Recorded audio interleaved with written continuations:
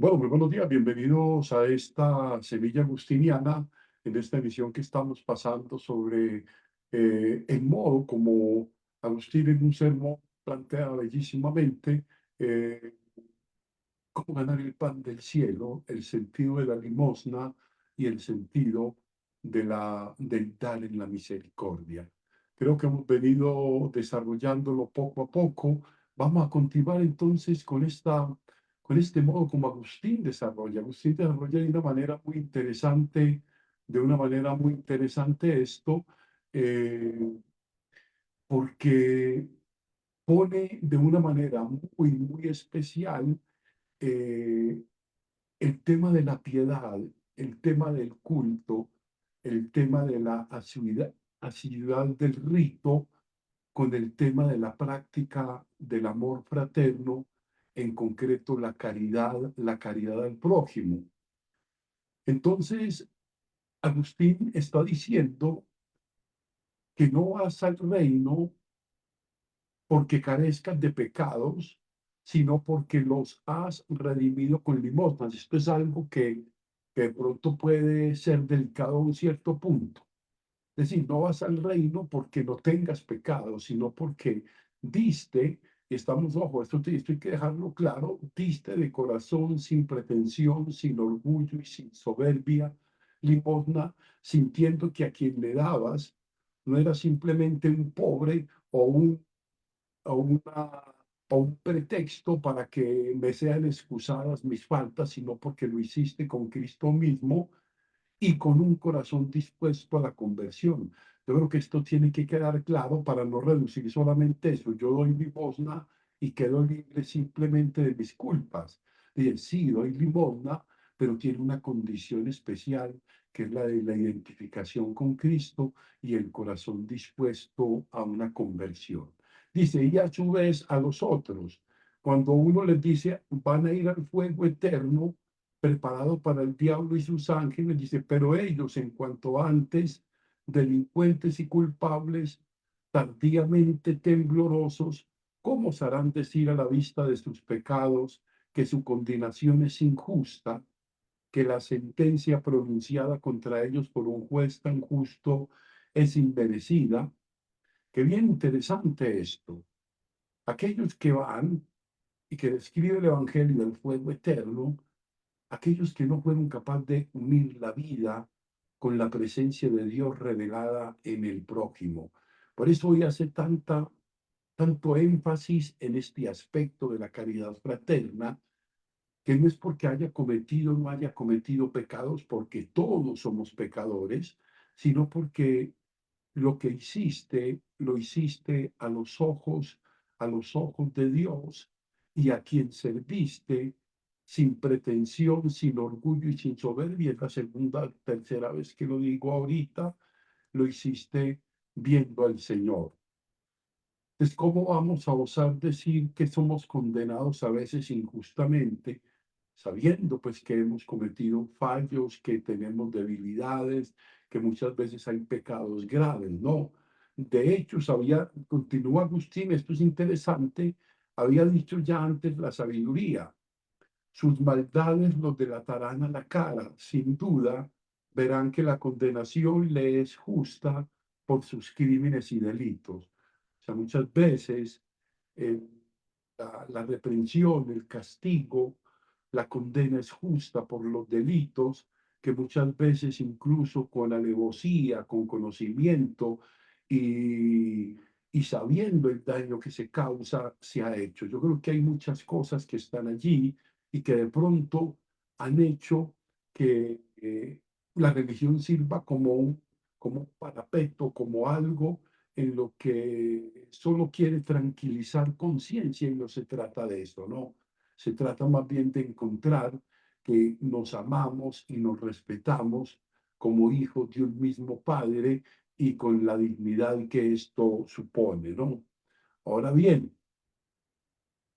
dice, continúa Agustín, a la vista de sus conciencias y de las heridas en ellas sufridas, cuando osarán decir que son condenados injustamente. De ellos había dicho antes la sabiduría. esas maldades los delata. Entonces yo creo que esto es bien interesante. Dice, en efecto. Entonces aquí ya entra, por un lado entra que quien da generosamente, quien da en modo transparente pan al necesitado porque tuve hambre y me diste de comer, está también recibiendo de Dios la misericordia. Dice, en efecto, continúa Agustín su reflexión, dichosos los misericordiosos porque a ellos se les otorgará misericordia.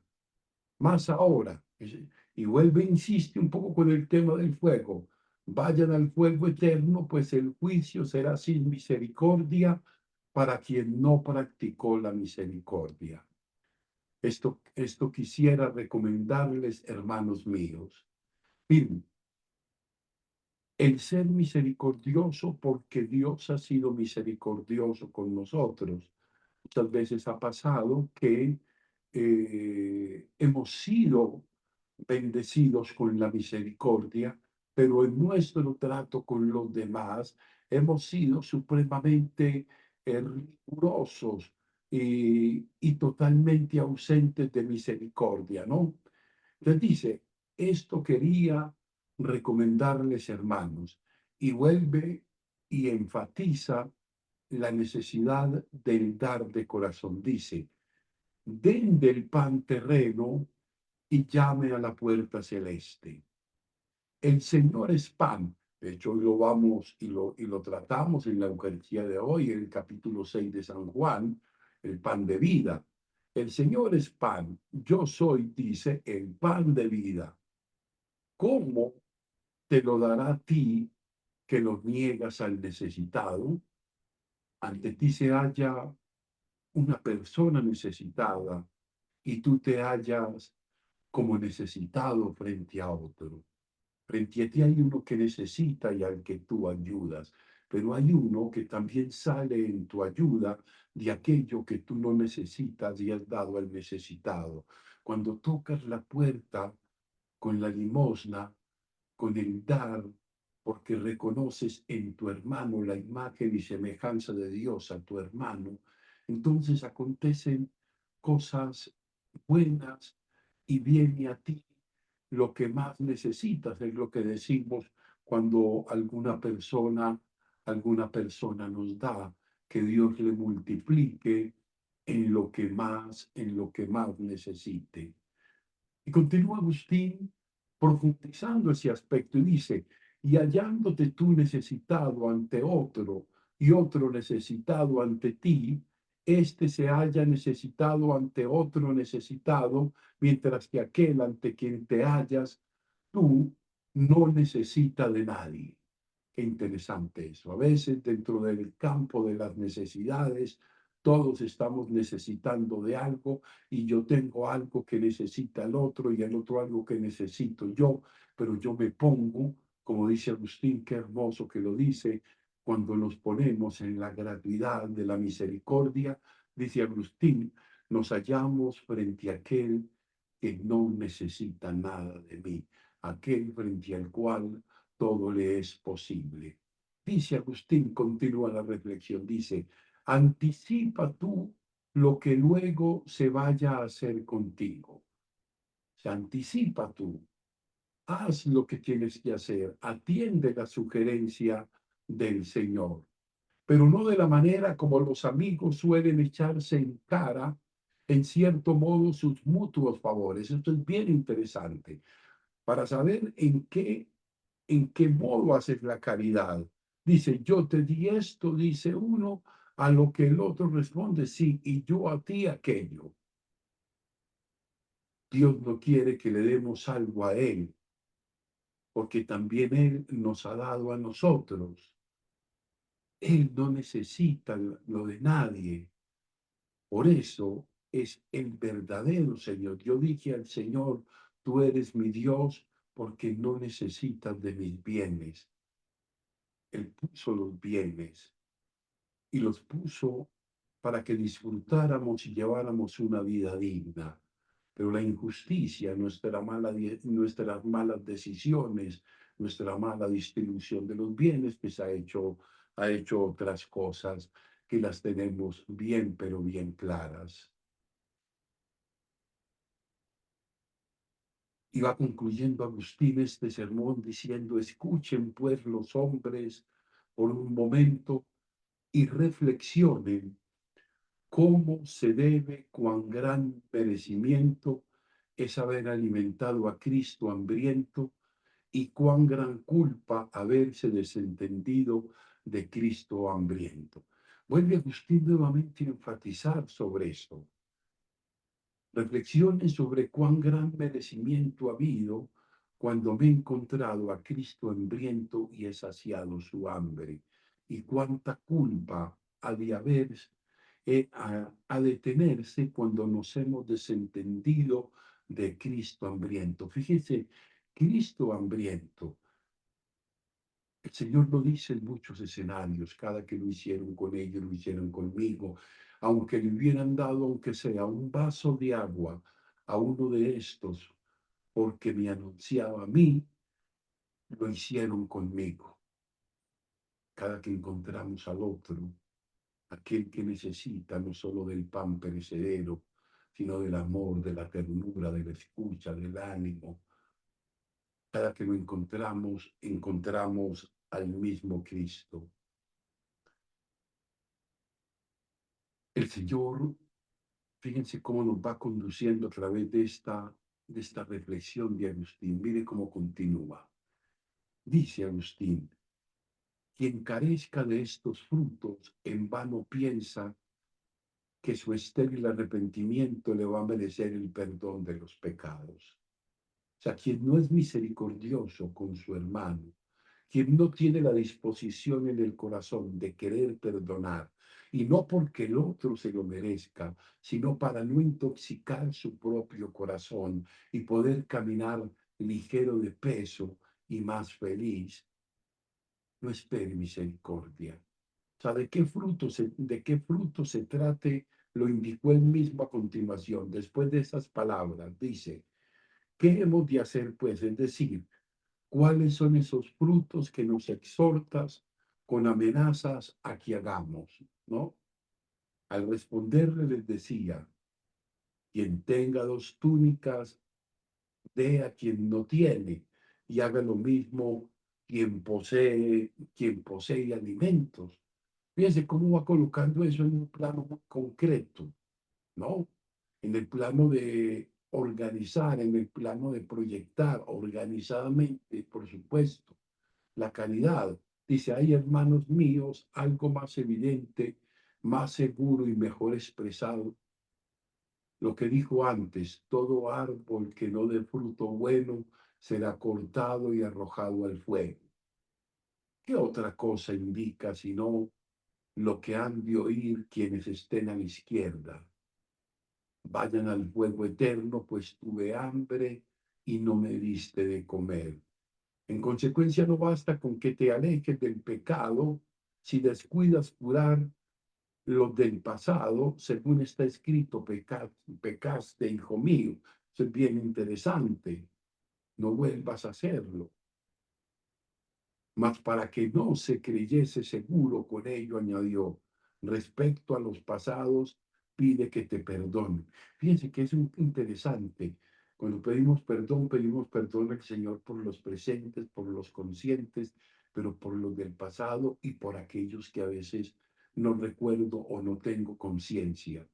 Respecto a los pasados, va a decir una palabra y esto es interesante. Respecto a los pasados, pide que se te perdonen a los pasados. Pero, ¿de qué sirve el pedirlo si no te hace digno de ser escuchado por no presentar los frutos que prueben el arrepentimiento, de modo que seas cortado como árbol estéril y seas arrojado al fuego? O sea, si no has de tener, esto es bien interesante, si no has de tener los frutos, que es esa generosidad que se está pidiendo para asistir al Cristo del camino, ¿cómo vas a pedir esos frutos? ¿Ah? Y por tanto, si quieres ser escuchado, cuando suplicas que se te perdonen tus pecados, perdona y se te perdonará.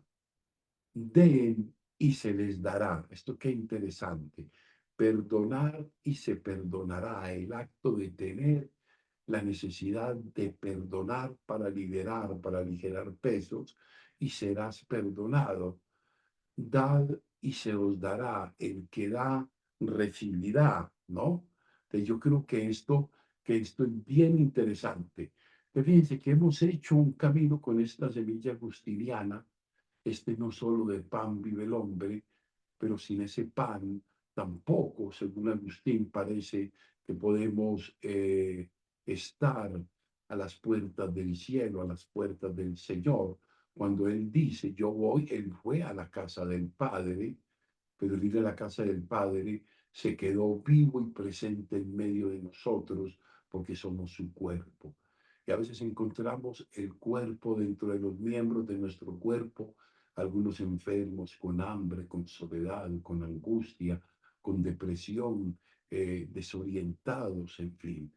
Vamos a pedirle entonces al Señor que nos siga acompañando en este camino de la vida, que nos siga dando ese pan de su palabra, que nos siga donando ese Espíritu Santo que hace que entendamos que hay que unir el culto y la vida, de que de nada sirve que nosotros alabemos, bendigamos a Dios en el culto, si no tenemos una actitud misericordiosa, una actitud respetuosa frente al prójimo que está allí y que no aparece como cualquiera, sino que aparece como Cristo mismo en el camino, pidiendo ayuda de cualquier modo.